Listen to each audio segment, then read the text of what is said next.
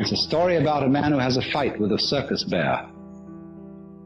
And the bear reads his mind and always forestalls any attack that he makes on it. There's absolutely nothing he can do to get past the bear. And so, in the same way, you might imagine a guru who is a mind reader, and he always knows if you decide before you act. And if you do, you see, the devil will catch you.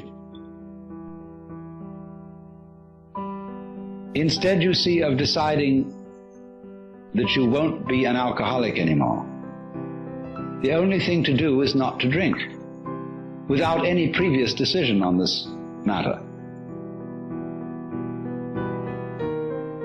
But how can anyone do that, you see? That's the question. How can I decide not to decide? How can I announce that I won't make any announcement without making an announcement?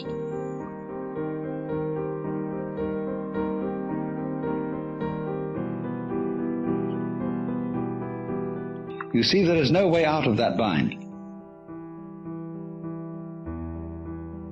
Try as you may, you go on and on and on, trying, as Herigel did, to release the bowstring without thinking first to release it. But then, strangely enough, one day the thing happened. He did it. And this is involved in our learning of almost all techniques, that we work and work to achieve that final point of perfection. And it doesn't come, and then one day it happens. Now, what is the reason for that? Is it simply, and this is really, you know, a way it's usually explained, but this is an oversimplification. It is not that we have practiced it so often that it suddenly becomes perfect. It is much more subtle than that. What happens is that we've practiced so often that we find out we can't do it. And it happens at the moment you know you can't do it. When you reach a certain point of despair, when you know that you are the one weird child who will never be able to swim,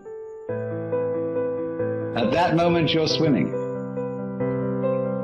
Because the desperation and the total inability to do it at all has brought you to a point which we might call don't care. You stop trying, you stop not trying to get it that way. You just have arrived at the insight that your decision, your will, doesn't have any part in the thing at all. And that's what you needed to know. You've overcome, you see, the illusion of having a separate ego.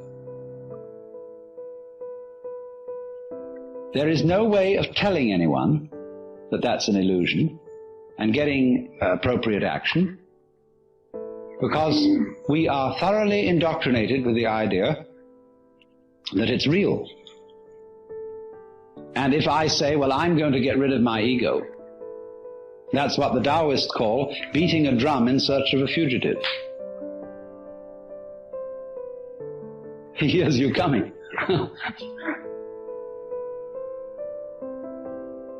So the ego, that is to say, the illusion of having a separate will and a separate eye center, that can be an effective agent, that cannot be overcome by a decision which seems to be centered in the ego. You might as well put out fire with fire. It can come only when an attempt to act from the ego center